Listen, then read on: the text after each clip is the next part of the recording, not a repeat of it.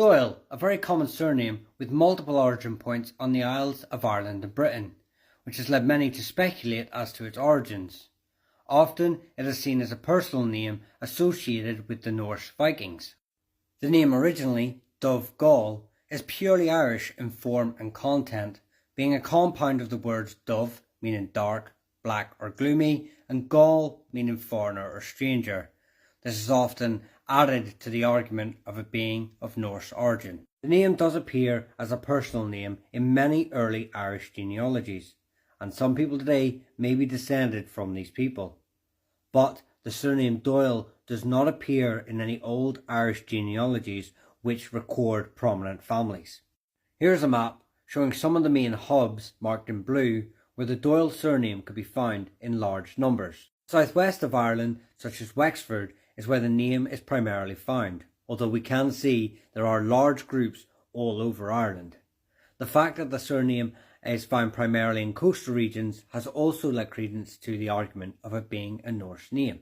So, are the Doyles of Viking descent? Well, in the 9th century in the Annals, they start to make a distinction between the Danish in York in England from the Norwegians, who they start to refer to as Fingal, or white foreigners. Ragnall y Emer, a descendant of Ivor the Boneless, according to Irish sources, would become known as Rhy Donegal, or King of the Danes, as he'd taken over Danish Northumbria. In his obituary in 920 or 921, he is referred to as Rhy Fingal, Rhy Donegal, or King of the Danes and Norwegians. We also have a 12th century manuscript called The War of the Irish with the Foreigners. Now this is primarily a propaganda piece written by the O'Briens to legitimise their rule, but within it equates the Dubs with the Danes, or the Danish Black Gentiles, or pagans.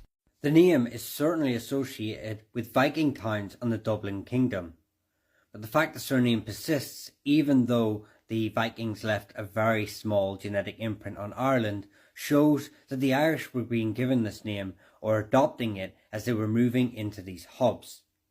By residing in those towns, they were bolstering that hybrid identity we now know as the Norse Gael, a mix of Irish and Norse identity.